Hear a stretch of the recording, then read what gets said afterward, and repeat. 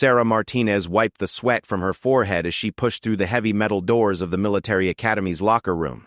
The sound of her combat boots echoed against the concrete floor, mixing with the distant laughter and chatter of her fellow cadets. At 19, she was one of the youngest recruits in her class, and certainly one of the smallest.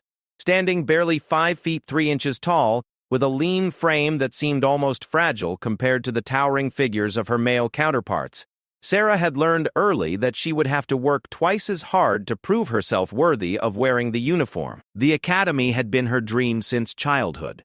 Growing up in a military family, she had watched her father serve with honor and distinction, his chest decorated with ribbons and medals that told stories of courage and sacrifice. Her grandfather had been a decorated war hero, and her older brother was currently deployed overseas.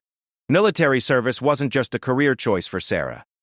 It was a calling that ran through her very DNA. But dreams and reality often collided in harsh ways, and nowhere was this more evident than in the locker room after physical training. As Sarah made her way to her assigned locker, she could feel the familiar weight of judgmental stares following her every movement. The whispers had become as routine as morning drills. "Look at Tiny Martinez trying to keep up again," came a voice from behind a row of lockers. Sarah recognized it immediately as belonging to Derek Thompson, a 6'2" bruiser from Texas who seemed to take particular pleasure in making her life difficult. "I swear she's gonna break in half during the next obstacle course." The laughter that followed felt like needles pricking at Sarah's resolve. She had heard variations of this conversation countless times over the past 8 months since arriving at the academy. The comments about her size, her strength, her supposed inability to handle the rigorous demands of military training had become background noise to her daily existence. "Maybe she should have joined the cheerleading squad instead," added Marcus Williams, Derek's usual sidekick. "At least there she could be useful, lifting people up instead of dragging everyone else down." Sarah's jaw clenched as she opened her locker with more force than necessary. Inside, her carefully organized gear reflected the discipline she brought to every aspect of her military training. Her uniforms were pressed to perfection, her equipment meticulously maintained, and her academic materials organized with military precision. If her critics bothered to look beyond her physical appearance, they might have noticed that her performance in the classroom was consistently among the top 5% of her class. "Hey, Martinez," Derek's voice grew louder, clearly intended for her to hear. "My little sister could probably carry more gear than you. Maybe you should consider a career change before you get someone killed in the field." The locker room fell silent for a moment, the weight of Derek's words hanging in the air like a challenge. Several other cadets paused their conversations, some looking uncomfortable with the obvious cruelty of the comment, others waiting to see how Sarah would respond. This was always the test. Would she fight back, break down, or simply endure? Sarah had learned long ago that responding with anger only fueled their entertainment. Instead, she continued changing out of her sweat-soaked training gear with the same methodical precision she applied to everything else. Each movement was deliberate and controlled, a small act of defiance against those who expected her to crumble under the pressure. "You know what I heard?" Marcus chimed in, emboldened by Derek's escalating taunts. "I heard the instructors are only keeping her around because they need to fill some kind of quota. You know how it is? They gotta have their token girl to show how progressive they are." The accusation hit deeper than the usual comments about her size. Sarah had worked harder than anyone in her class, sacrificing sleep, social connections, and personal comfort to excel in every aspect of her training. To suggest that her presence was merely symbolic, that her achievements were handed to her rather than earned, felt like a betrayal of everything she had sacrificed. But even as her heart raced with indignation, Sarah maintained her composure. She had learned this lesson from her father, who had taught her that true strength wasn't measured in how loud you could shout or how hard you could hit back. True strength was found in perseverance, in continuing to move forward even when the path seemed impossible. "I bet she won't last another month," Derek continued, his voice carrying across the locker room with increasing confidence. "First time we get into real combat training, she'll wash out faster than last week's laundry." Sarah closed her locker and shouldered her equipment bag, preparing to leave without giving her tormentors the satisfaction of a response. But as she turned toward the exit, Derek stepped directly into her path, his imposing frame blocking her route. Up close, the size difference between them was even more pronounced. He could easily look down at the top of her head. "What's the matter, Martinez? Cat got your tongue?" Derek's smile was cold and calculating. "Or are you just trying to think of a good excuse for why you don't belong here?" For a moment, Sarah met his gaze directly, her dark brown eyes steady and unflinching despite the obvious intimidation. In that brief exchange, something passed between them. A recognition that this confrontation represented more than simple bullying. It was a challenge to her very right to exist in this space, to pursue her dreams despite the obstacles others placed in her path. "Excuse me," Sarah said quietly, her voice calm and professional. "I need to get to my next class." Derek's grin widened, interpreting her polite response as weakness. "That's right. Just run along. Maybe someday you'll realize this isn't a place for people like you." As Sarah maneuvered around Derek's bulky frame, she could hear the renewed laughter behind her. The sound followed her out of the locker room and down the corridor, a soundtrack of doubt and dismissal that had become all too familiar. But with each step away from the confrontation, her resolve only strengthened. The hallways of the military academy buzzed with activity as cadets moved between classes and training sessions. Sarah navigated through the crowds with practiced efficiency, her smaller stature allowing her to slip through spaces that might challenge larger students. Despite the recent humiliation in the locker room, she walked with her shoulders back and her head held high, posture drilled into her through months of military-bearing instruction. Her next destination was Advanced Military Strategy, a class that had quickly become one of her favorites. Unlike the physical training sessions where her size worked against her, the classroom was where Sarah's true strengths could shine. Her analytical mind, sharp memory, and intuitive understanding of tactical concepts had earned her recognition from instructors who valued intellectual prowess as much as physical capability. Professor Colonel Jenkins was already at the front of the classroom when Sarah arrived, his graying hair and weathered face telling stories of decades spent in active service.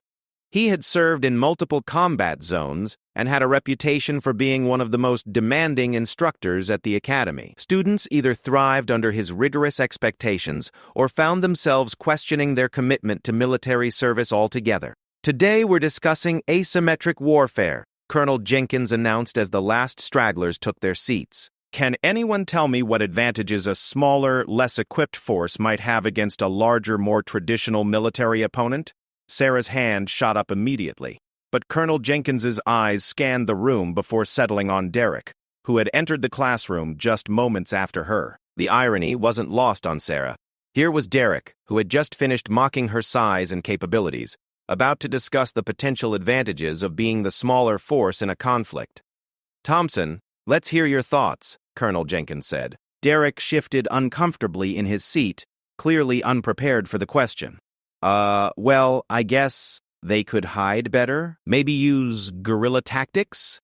"That's a start," the professor replied, though his tone suggested Derek's answer barely scratched the surface.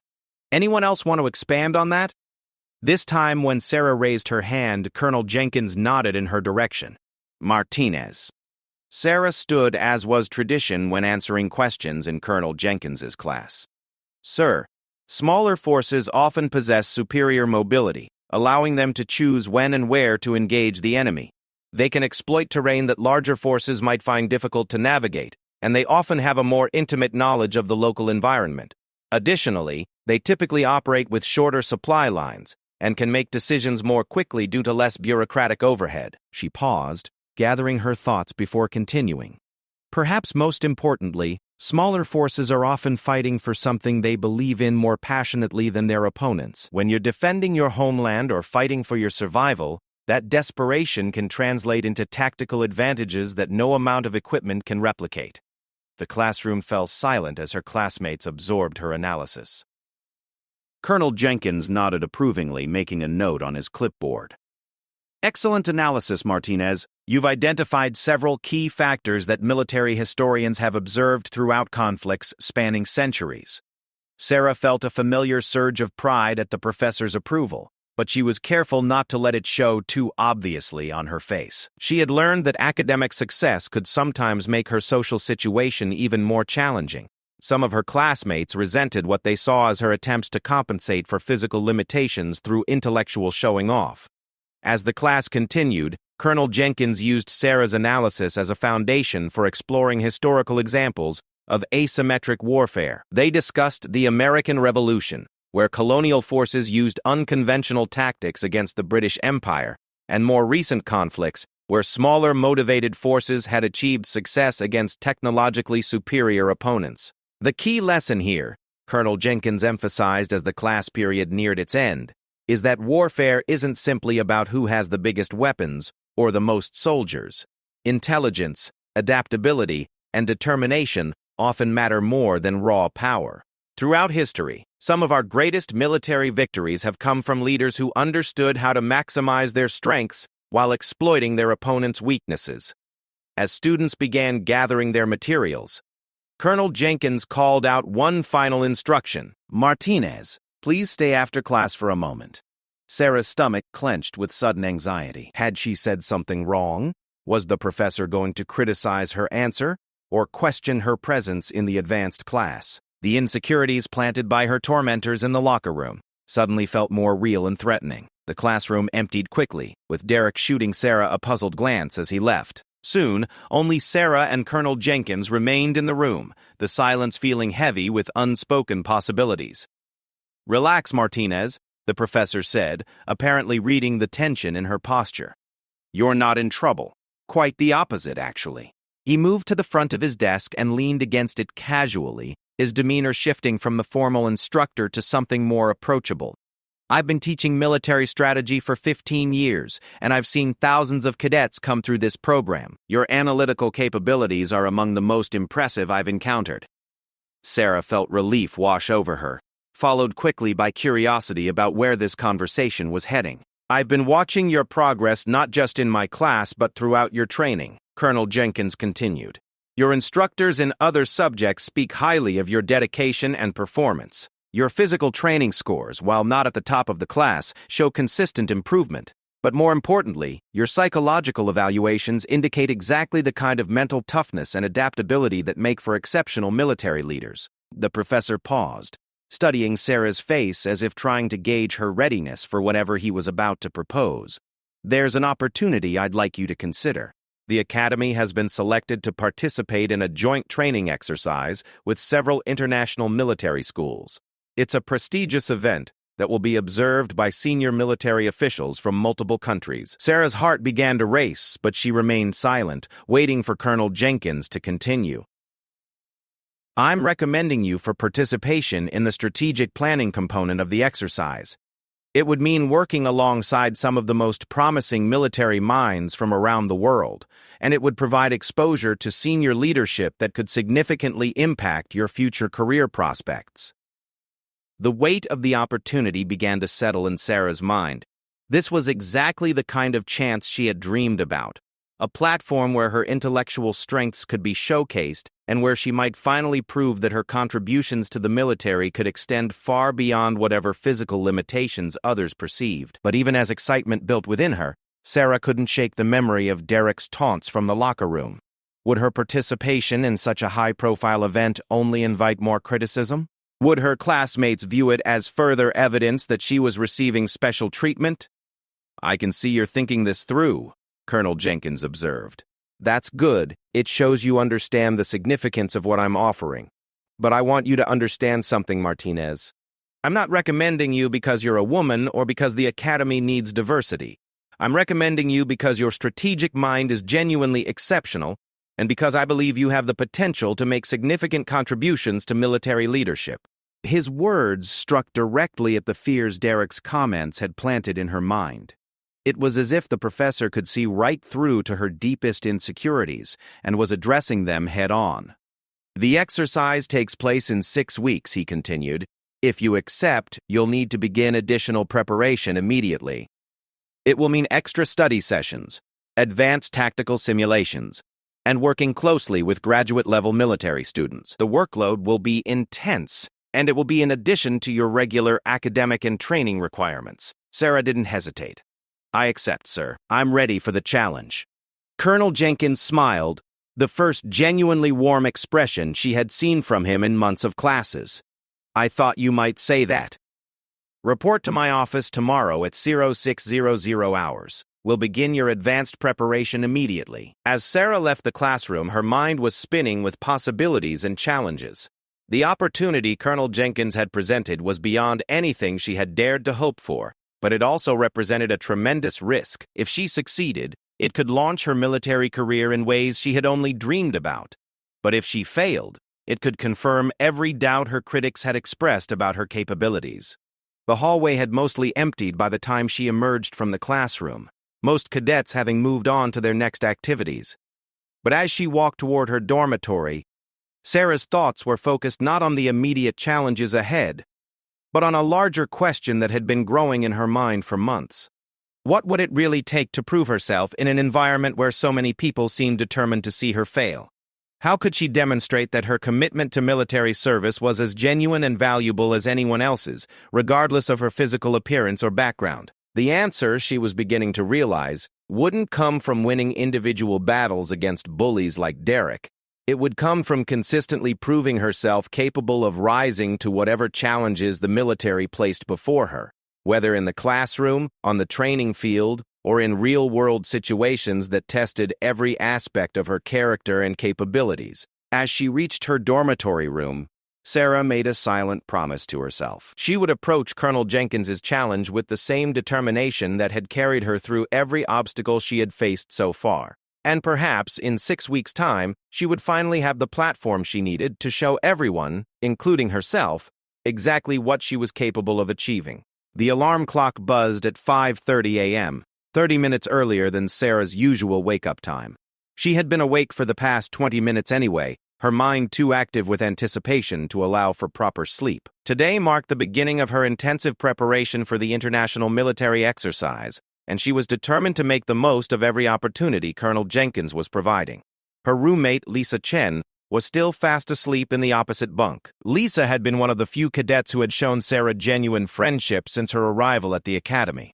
Unlike many of their classmates, Lisa judged people based on their character and capabilities, rather than their physical appearance or background. She had been genuinely excited when Sarah shared the news about her selection for the special training program. Sarah dressed quickly and quietly, not wanting to disturb Lisa's sleep.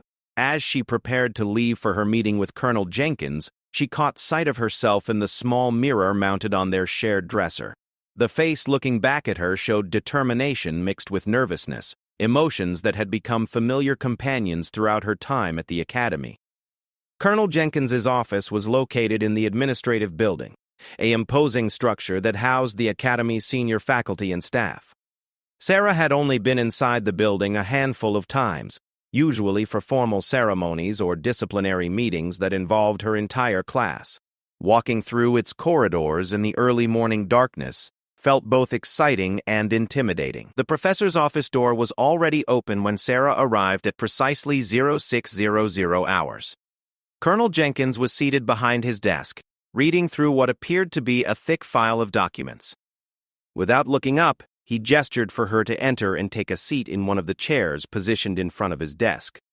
"Punctual, as expected," he said, finally raising his eyes to meet hers. "Before we begin your preparation, I want you to understand exactly what you'll be facing in this exercise."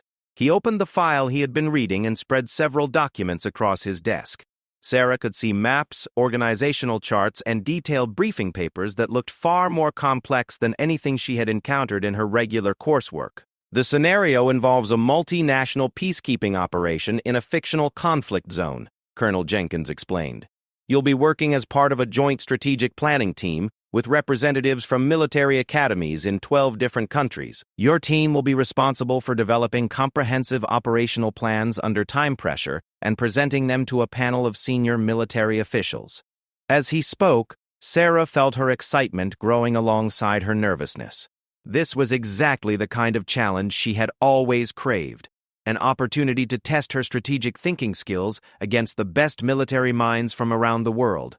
The observers will include generals, admirals, and senior defense officials from multiple nations, the professor continued.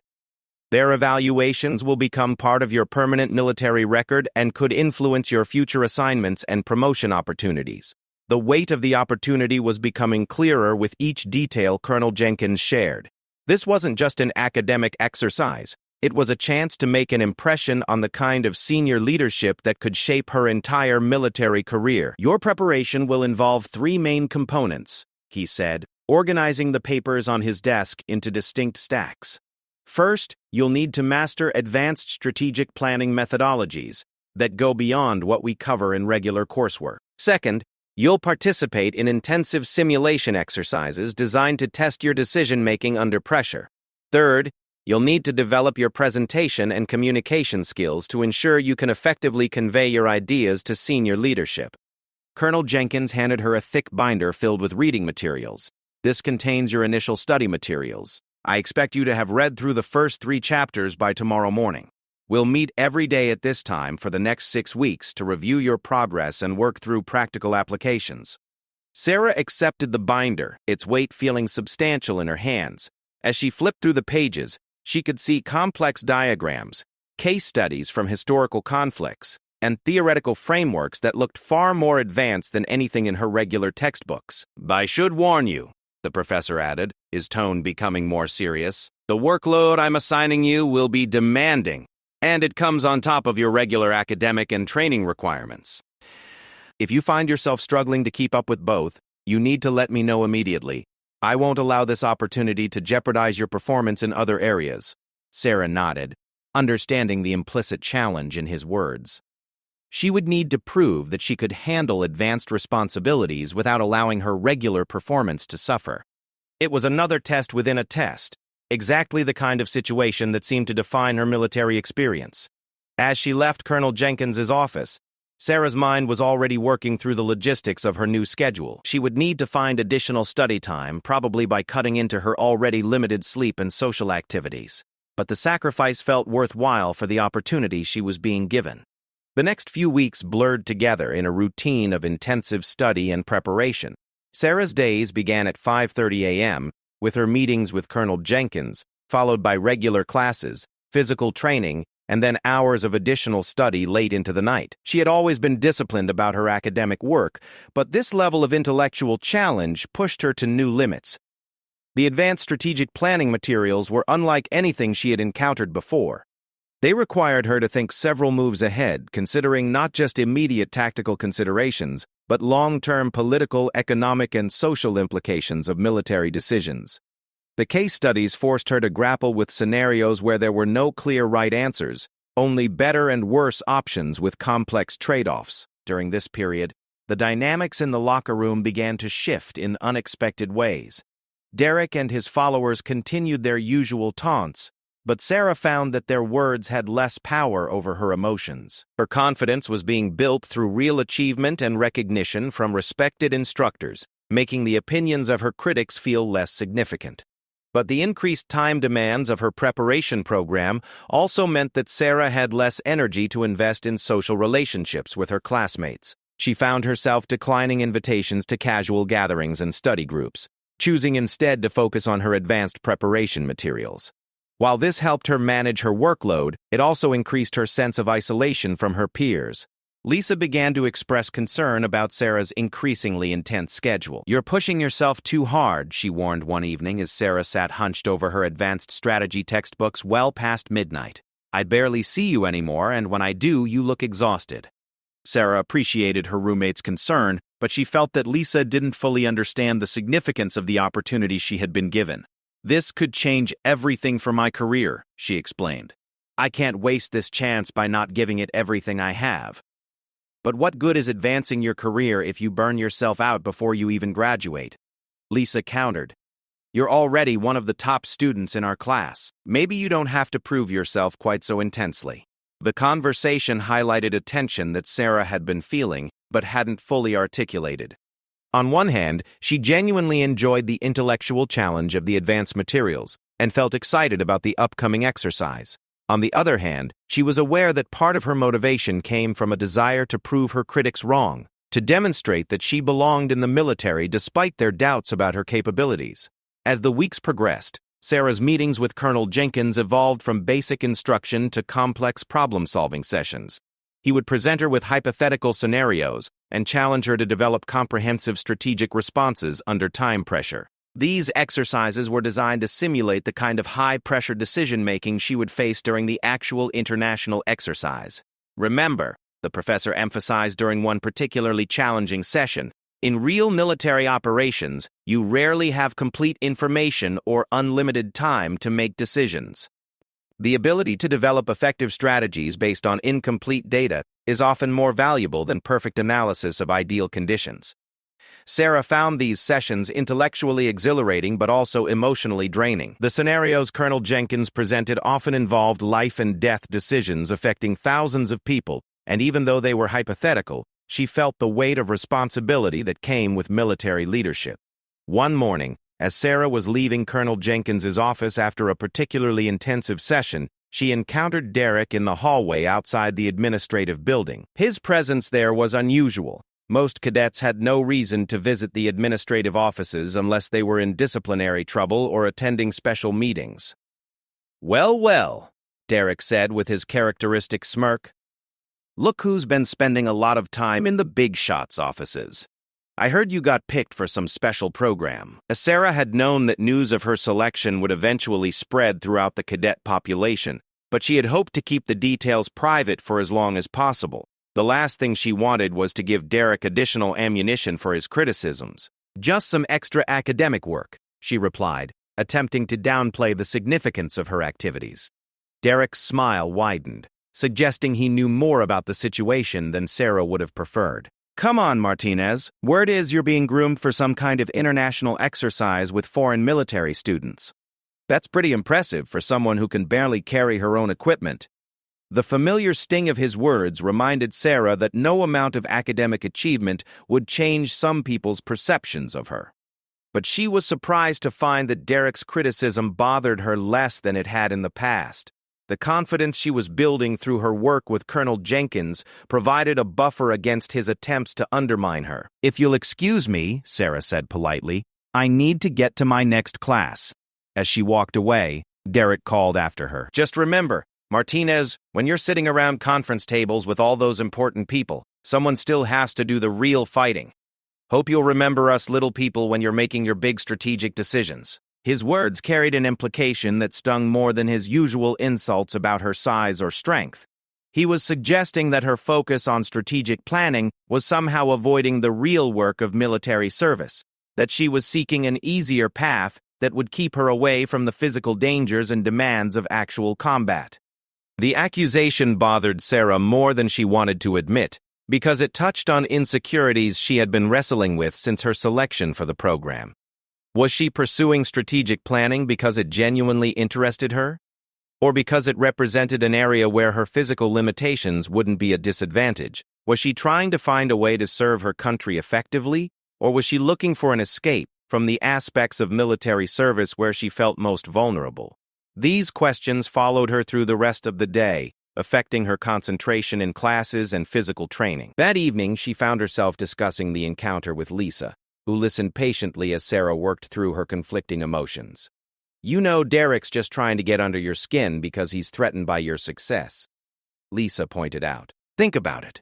You're getting recognition from senior faculty and being offered opportunities that none of the rest of us have been considered for. Of course, that's going to make some people jealous." Sarah appreciated Lisa's support, but she wasn't entirely convinced that Derek's motivations were simply jealousy. What if he's right, though? What if I am just looking for the easy way through military service? Lisa's response was immediate and forceful. "Are you kidding me? I've watched you work harder than anyone in our class. You're up before dawn every day, you stay up late studying, and you've never backed down from any challenge they've thrown at you. If anything, you're taking the harder path by trying to excel in multiple areas instead of just focusing on one." Her roommate's words provided some reassurance, but Sarah realized that she needed to resolve these questions for herself rather than relying on others to validate her choices. The upcoming international exercise would provide the perfect opportunity to test whether her strategic thinking abilities could translate into real value for military operations. Over the final weeks of preparation, Sarah threw herself even more intensively into her studies. She worked through increasingly complex scenarios, practiced presenting her analyses under time pressure, and studied the military traditions and strategic approaches of the 12 countries that would be represented in the exercise. Colonel Jenkins seemed pleased with her progress, offering occasional words of encouragement that meant more to Sarah than he probably realized. "You're developing exactly the kind of analytical framework that separates good military officers from great ones," he told her during one of their final preparation sessions. As the date of the international exercise approached, Sarah began to feel a mixture of excitement and nervousness that reminded her of her first days at the military academy. She had worked harder than ever before to prepare for this opportunity, but she also knew that all her preparation would ultimately be tested against some of the best military minds from around the world. The night before her departure for the exercise location, Sarah packed her belongings with the same meticulous care she brought to everything else. Her uniform was pressed to perfection, her materials organized with military precision, and her mind focused on the challenges ahead. But even as she prepared for what could be the most significant opportunity of her military career, Sarah couldn't entirely shake the memory of Derek's words and the questions they had raised about her motivations and her place in military service. Tomorrow would begin the process of answering those questions, not just for her critics, but for herself. The international military exercise was held at Fort Harrison, a sprawling training facility located 3 hours from Sarah's academy. As the academy bus wound through the countryside toward their destination, Sarah watched the landscape change from familiar academic surroundings to genuine military infrastructure. The sight of active-duty soldiers, advanced equipment, and operational facilities reminded her that this exercise would bridge the gap between her academic preparation and real-world military application. Her fellow academy representatives sat scattered throughout the bus, most engaged in nervous conversation about the challenges ahead. Sarah had chosen a seat near the front, partly to avoid potential confrontations with Derek and his group, but mainly because she wanted to focus her thoughts on the upcoming competition without distractions. Colonel Jenkins sat across the aisle from her, reviewing what appeared to be final briefing materials. Occasionally, he would glance in her direction, offering subtle nods of encouragement that helped calm her pre-exercise nerves. His confidence in her abilities had become one of her most important sources of motivation over the past 6 weeks. When they arrived at Fort Harrison, Sarah was struck by the scale and professionalism of the operation. Military personnel moved with purposeful efficiency, directing arriving delegations to their assigned quarters and briefing areas. Flags from 12 different nations flew in front of the main administration building, creating a visual reminder of the international scope of the exercise. The participating military academies had sent their most promising strategic planning students, creating a competitive environment unlike anything Sarah had previously experienced. During the opening ceremony, she found herself surrounded by cadets who carried themselves with the kind of confidence that came from being top performers at their respective institutions. The delegation from the British Royal Military Academy included James Henderson, a tall, articulate cadet whose family had served in the British military for 5 generations.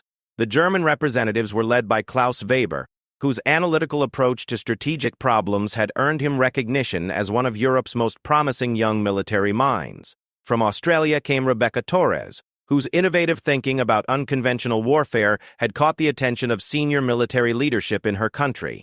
As Sarah listened to the introductory presentations from each delegation, she felt a familiar mixture of excitement and intimidation. These were exactly the kind of high-achieving military students she had hoped to work alongside, but their obvious competence and confidence also highlighted the magnitude of the challenge she was facing. The exercise format was more complex than Colonel Jenkins had initially described. Rather than simply developing strategic plans in isolation, the teams would be required to adapt their approaches based on evolving scenarios and real-time intelligence updates. The exercise directors had designed the competition to simulate the kind of dynamic, high-pressure decision-making that characterized actual military operations. "Ladies and gentlemen," announced General Patricia Hoffman, the exercise director, "you will be divided into 4 multinational teams. Each team will include representatives from 3 different countries, and you will be expected to develop joint operational plans that account for the different capabilities, limitations, and political considerations of your respective nations." Sarah felt her stomach tighten as she realized she would be working closely with students from other countries who might have very different approaches to military strategy and leadership. Her preparation had focused primarily on American military doctrine, and she worried about her ability to integrate effectively with teammates who brought different perspectives and methodologies. When the team assignments were announced, Sarah found herself grouped with Klaus Weber from Germany and Yuki Tanaka from Japan. Both of her teammates had impressive academic credentials and came from military traditions that emphasized different aspects of strategic thinking than Sarah was accustomed to. Klaus approached strategy with meticulous analytical precision, breaking down complex problems into component parts that could be systematically analyzed and optimized. His presentation style was formal and methodical, reflecting the German military's emphasis on thorough planning and precise execution. Yuki brought a more holistic perspective that considered not just immediate tactical objectives, but longer-term implications for regional stability and international relations. Her questions during initial team discussions revealed a sophisticated understanding of how military operations connected to broader political and economic considerations. Initially, Sarah felt overwhelmed by her teammates' obvious expertise and different approaches to strategic thinking. Klaus's analytical framework was more advanced than anything she had encountered, while Yuki's questions forced her to consider aspects of military planning she had never been taught to evaluate. But as their first planning session progressed, Sarah began to recognize that her own preparation had given her unique strengths that complemented her teammates' capabilities. Her intensive work with Colonel Jenkins had taught her to synthesize information quickly and identify key decision points under time pressure. While Klaus excelled at detailed analysis and Yuki provided valuable strategic context, Sarah found herself naturally taking on the role of integrating their different perspectives into coherent operational plans. We need to consider 3 primary objectives, Sarah said during their initial scenario briefing: immediate tactical success, long-term strategic sustainability, and political acceptability to our respective governments. Klaus, your analytical framework gives us the foundation for tactical planning. Yuki, your insights about regional implications help us ensure strategic sustainability. I think my role should be synthesizing those perspectives into plans that our commanders can actually implement. Both of her teammates nodded approvingly, and Sarah felt her confidence begin to build. Perhaps her intensive preparation had prepared her better than she had realized for this kind of collaborative strategic thinking. The first scenario presented to their team involved a humanitarian crisis in a fictional country, where ethnic conflict had displaced hundreds of thousands of civilians. A multinational force was being assembled to provide security for relief operations. But intelligence reports suggested that several armed factions were operating in the area with unclear intentions toward international peacekeepers. Sarah's team was given 4 hours to develop a comprehensive operational plan that would ensure the safety of humanitarian workers while avoiding escalation of the underlying conflict. They would then present their plan to a panel of senior military officials who would evaluate both the substance of their strategy and their ability to work effectively as an international team. As they began working through the scenario, Sarah was impressed by the depth of knowledge and analytical capability her teammates brought to the problem. Klaus immediately began developing detailed logistics frameworks for deploying and sustaining multinational forces in challenging terrain. Yuki researched the historical and cultural factors that might influence local population responses to international intervention. Sarah found herself focusing on the operational integration challenges, how to coordinate forces from different countries with different equipment, communication systems, and rules of engagement. Her work with Colonel Jenkins had taught her to identify potential points of failure in complex operations, and she could see several areas where poor coordination could lead to catastrophic outcomes. We're assuming that all 3 national contingents will have compatible communication equipment, she pointed out during their second hour of planning. But what happens if we encounter technical incompatibilities that prevent real-time coordination during critical operations? Her question led to a productive discussion about backup communication protocols and alternative coordination methods. Klaus's systematic approach helped them identify specific equipment requirements, while Yuki's strategic perspective ensured they considered the political implications of different communication solutions. As their planning session continued, Sarah began to feel increasingly confident about her ability to contribute meaningfully to high-level strategic thinking. Her teammates treated her as an equal partner in their deliberations, and her insights were clearly valued as much as theirs. But their progress was interrupted by an unexpected development. Exercise officials announced that all teams would receive updated intelligence reports that significantly changed the operational environment. Armed factions that had previously been characterized as potentially hostile were now confirmed to be actively targeting international forces, while civilian populations that had been considered friendly were showing signs of organized resistance to international intervention. The updated scenario required teams to completely reconsider their operational plans with only 2 hours remaining before their presentations. This was exactly the kind of dynamic, high-pressure situation that Colonel Jenkins had prepared Sarah to handle, but it also represented a severe test of her team's ability to adapt their strategies under extreme time constraints. "We need to prioritize," Sarah said immediately after reviewing the updated intelligence. "Our original plan is no longer viable, but we don't have time to develop an entirely new approach. Let's identify which elements of our plan can be modified to address the new threats, and which elements need to be completely reconsidered." Klaus and Yuki quickly agreed with her assessment, and they began working through their original plan systematically, evaluating each component against the new intelligence. Sarah took the lead on coordinating their revision process, using techniques Colonel Jenkins had taught her for managing complex analysis under time pressure. The next 90 minutes passed in a blur of intense collaboration. Sarah found herself naturally taking on more of a leadership role as the time pressure increased, helping her teammates prioritize their efforts and maintain focus on their core objectives. Her ability to synthesize their different analytical approaches proved especially valuable as they worked to integrate multiple revisions into a coherent final plan. With 30 minutes remaining, their revised plan was substantially complete, but Sarah realized they had not adequately prepared for the presentation component of their evaluation. Senior military officials would be judging not just the quality of their strategy, but their ability to communicate it effectively under pressure. "Klaus, you should present the analytical framework and logistics components," Sarah suggested. "Yuki, you're best positioned to address the strategic and political considerations. I'll handle the operational integration elements and field questions about implementation challenges." Her teammates agreed with the division of presentation responsibilities, and they spent their remaining time practicing their delivery and anticipating potential questions from the evaluation panel. When their presentation time arrived, Sarah felt nervous but well prepared. The evaluation panel consisted of 3 senior officers, an American general, a British admiral, and a Canadian colonel. All 3 had extensive operational experience and reputations for asking challenging questions that tested presenters' real understanding of their proposals. Klaus began their presentation with a clear, methodical overview of their analytical approach and key findings. His presentation was professional and thorough, establishing credibility for their team's work. Yuki followed with an insightful analysis of strategic considerations that demonstrated sophisticated understanding of international military cooperation challenges.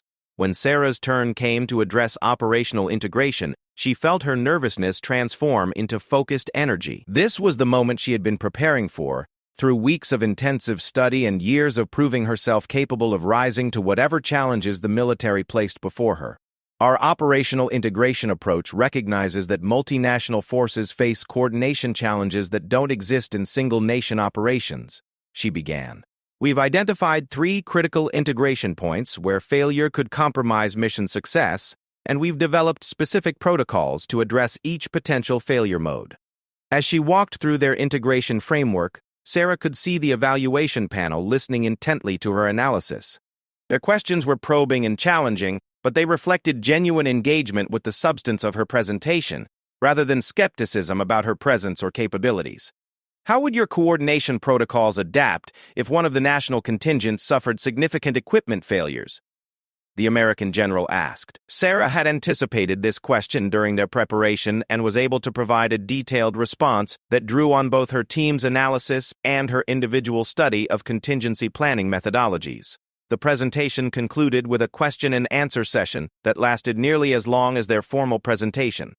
Sarah found herself fielding roughly a third of the panel's questions, and she was pleased to discover that her answers seemed to satisfy even the most challenging inquiries. As they left the presentation room, Klaus turned to Sarah with obvious respect. "Your coordination during our revision process was exceptional. Without your leadership in those final hours, we never would have been able to develop a coherent response to the updated scenario." Yuki nodded in agreement. Your ability to synthesize our different approaches into integrated solutions is exactly what multinational military cooperation requires. You should be proud of what you contributed today. Their words meant more to Sarah than she could adequately express. For the first time since arriving at the military academy, she felt that her contributions were being valued by peers who shared her commitment to excellence in military service. But even as she savored the positive feedback from her teammates, Sarah knew that the real test would come when the evaluation results were announced. All 4 teams had presented sophisticated strategic plans, and the competition had been intense. Success would require not just competent performance, but excellence that distinguished her team's work from equally capable competitors. That evening, as participants gathered for an informal social event before the final day of exercises, Sarah found herself in conversations with military students from around the world.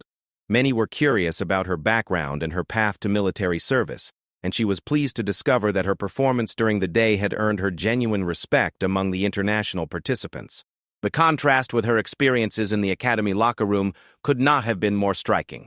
Here, surrounded by people who shared her commitment to military excellence, her contributions were being evaluated based on their merit rather than her physical appearance or background. It was a glimpse of what military leadership could be like when focus remained on capability rather than superficial characteristics. But even as she enjoyed the positive social interactions, Sarah remained focused on the challenges ahead. Tomorrow would bring additional exercises, and the final evaluations would ultimately determine whether her weeks of intensive preparation had truly prepared her for high-level military leadership responsibilities. The second day of the international exercise dawned with an unexpected announcement that would change everything Sarah thought she knew about military leadership and her own capabilities. General Hoffman gathered all participants in the main briefing hall at 060 hours, her expression more serious than it had been during the opening ceremony. Ladies and gentlemen, we have received word that a real-world crisis has developed that requires immediate strategic consultation, she announced, her words causing a ripple of surprised murmurs throughout the assembled cadets. The exercise scenario we planned for today has been suspended. Instead, you will be briefing actual senior military leadership on a developing international situation.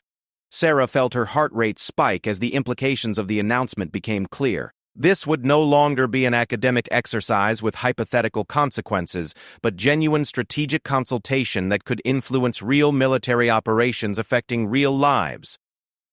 The situation involves the evacuation of American civilians from a country experiencing political upheaval. General Hoffman continued. Initial intelligence suggests that multiple armed factions are operating in the capital city, and the security situation is deteriorating rapidly. A joint task force is being assembled to conduct evacuation operations, but strategic planning is complicated by conflicting intelligence reports and uncertain political dynamics. The general paused, allowing the weight of the situation to settle among the assembled students. Based on your performance yesterday, one team has been selected to participate in actual strategic consultation with the Joint Task Force command staff. That team will be transported immediately to an operational planning facility, where they will work alongside active-duty strategic planners. Sarah's team had spent the evening cautiously optimistic about their performance, but they had never imagined the possibility of participating in actual military operations. The opportunity was beyond anything she had dared to hope for, but it also represented a level of responsibility that felt overwhelming. The selected team is Weber, Tanaka, and Martinez, General Hoffman announced, her words hitting Sarah like a physical impact. You have 30 minutes to gather your materials and prepare for immediate transport. All other participants will continue with modified exercise scenarios based on the same real-world situation. As Sarah hurried to collect her belongings and preparation materials, her mind was spinning with questions about what lay ahead. How would actual military commanders react to strategic input from military academy students? Would her analytical capabilities translate effectively to real operational planning environments? Was she truly ready for this level of responsibility? The transport to the operational planning facility was conducted by military helicopter, Sarah's first experience flying in military aircraft. As they soared over the countryside, she could see military bases and training facilities that reminded her of the vast infrastructure supporting American military operations around the world. Klaus sat across from her in the helicopter. Reviewing briefing materials with characteristic methodical focus, Yuki gazed out the window, her expression thoughtful as she considered the strategic implications of their sudden transition from academic exercise to operational consultation. "Are you ready for this?" Klaus asked Sarah during a brief lull in the helicopter's engine noise. Sarah considered his question carefully. 6 weeks ago, she would have been paralyzed by anxiety at the prospect of briefing senior military leadership on actual operations, but her intensive preparation with Colonel Jenkins and her successful collaboration with Klaus and Yuki had built a foundation of confidence she could rely on even in this unprecedented situation. "I think I'm as ready as anyone can be for something like this," she replied. "The analytical frameworks we've been using should apply to real situations just as well as hypothetical ones." The operational planning facility was a secure complex that buzzed with the kind of focused activity Sarah had only imagined from watching military movies and documentaries. Officers moved between briefing rooms and communication centers with purposeful urgency, their conversations dominated by technical terms and operational details that reinforced the seriousness of their mission. Sarah's team was escorted to a conference room where they were joined by Colonel Marcus Stevens, the Joint Task Force's chief strategic planner. Colonel Stevens was a combat veteran whose weathered features and direct manner of speaking reflected decades of operational experience in challenging environments around the world. "I'll be frank with you," Colonel Stevens said without preamble. "This situation is developing faster than our regular strategic planning processes can handle. We need fresh analytical perspectives that can help us identify options we might not have considered." He spread a series of maps and intelligence reports across the conference table. The documents marked with security classifications Sarah had never seen outside of training materials. "The political situation is extremely fluid. We have approximately 2,000 American civilians scattered throughout the capital city, but armed factions are establishing checkpoints and restricting movement in unpredictable ways." As Colonel Stevens briefed them on the operational situation, Sarah was struck by how much more complex real-world strategic challenges were compared to even the most sophisticated academic scenarios. The intelligence reports contained conflicting information, the political dynamics shifted hourly, and the constraints imposed by international law and diplomatic considerations added layers of complexity that textbooks could only approximate. "Our primary objective is civilian evacuation, but we also need to avoid actions that could escalate the conflict or compromise future American diplomatic relationships in the region," the colonel continued. "Traditional evacuation scenarios assume either cooperative host governments or clearly defined hostile forces. This situation involves multiple factions with unclear motivations and capabilities." Sarah found herself thinking immediately about the asymmetric warfare concepts she had discussed with Colonel Jenkins months earlier. The advantages and challenges of smaller forces operating in familiar terrain with passionate motivations were directly relevant to understanding how the armed factions might respond to American evacuation operations. "Sir, do we have information about the factional leaders' strategic objectives?" she asked, her voice steadier than she had expected. "Understanding what they're ultimately trying to achieve might help us predict how they'll respond to different evacuation approaches." Colonel Stevens nodded approvingly. "Excellent question. Our intelligence suggests that the factions have different long-term goals, which creates opportunities for us to negotiate passage arrangements with some groups while avoiding confrontation with others."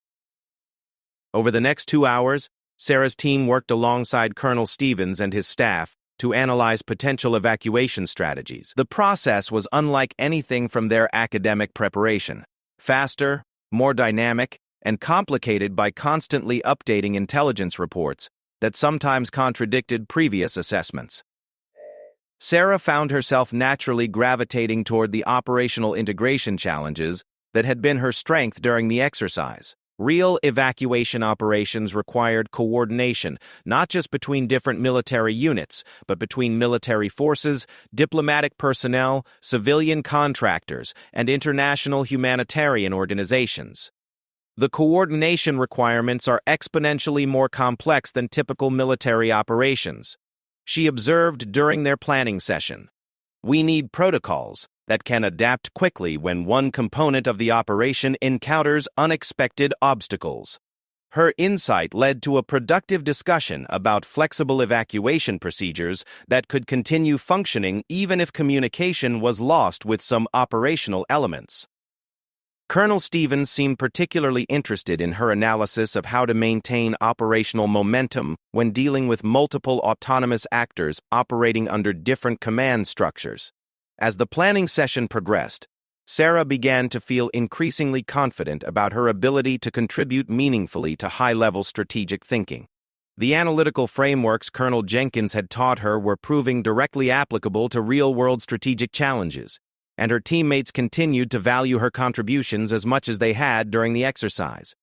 But the most significant moment came when Colonel Stevens asked their team to present their recommended approach to the Joint Task Force commander, General Robert Chen, who was scheduled to arrive within the hour for final operational briefings. General Chen has 40 years of operational experience and doesn't suffer fools gladly, Colonel Stevens warned them. But he also recognizes good strategic thinking regardless of where it comes from. If your analysis is sound, he'll listen. If it's not, you'll know immediately. As they prepared for their briefing with General Chen, Sarah felt the familiar nervous energy that had accompanied every major challenge throughout her military academy experience. But this time the nervousness was mixed with genuine excitement about the opportunity to contribute to an operation that would affect real lives and potentially influence international relations. Klaus and Yuki both insisted that Sarah should take the lead in presenting their operational integration recommendations, arguing that her insights had been the most innovative aspects of their collaborative planning process. When General Chen arrived, his presence immediately commanded attention throughout the planning facility. He was shorter than Sarah had expected, but his bearing and the obvious respect shown by everyone around him left no doubt about his authority and competence. Colonel Stevens tells me you students have developed some interesting ideas about evacuation coordination, the general said without preamble. Let's hear what you've got. Sarah stood to begin their presentation, acutely aware that this moment represented the culmination of everything she had worked toward since arriving at the military academy. In a few minutes, she would know whether her intensive preparation had truly equipped her for the responsibilities of military leadership. Sir, our analysis suggests that traditional evacuation protocols may not be optimal for the current situation because they assume either fully cooperative or completely hostile operational environments. She began. The multiple autonomous factions create a dynamic environment that requires more adaptive coordination approaches. As she walked through their recommendations, Sarah could see General Chen listening intently, occasionally asking pointed questions that tested her understanding of operational realities. His questions were challenging but seemed designed to clarify her reasoning rather than challenge her presence or capabilities. How would your adaptive protocols handle a situation where one faction initially cooperates with evacuation operations but then changes position mid-operation? The general asked. Sarah had anticipated this question during their preparation and was able to provide a detailed response that drew on contingency planning methodologies she had studied with Colonel Jenkins. The briefing concluded with General Chen asking for written summaries of their key recommendations, which would be incorporated into the task force's final operational plans. As Sarah's team prepared their written materials, she realized that her analysis would become part of real military operations affecting real American civilians in danger. The helicopter flight back to Fort Harrison gave Sarah time to process what had just occurred. In the space of a few hours, she had transitioned from military academy student to strategic consultant for actual military operations. The experience had been simultaneously exhilarating and humbling, demonstrating both how much she had learned and how much more there was to master. When they arrived back at the exercise facility, news of their selection for operational consultation had spread throughout the participant population. Sarah found herself surrounded by fellow students eager to hear about the experience and congratulate her team on their achievement. But the most meaningful moment came when Colonel Jenkins approached her during the closing ceremony. "I've received feedback from Colonel Stevens about your performance today," he said quietly. "He was particularly impressed by your analytical approach to operational integration challenges." The professor paused, seeming to choose his words carefully.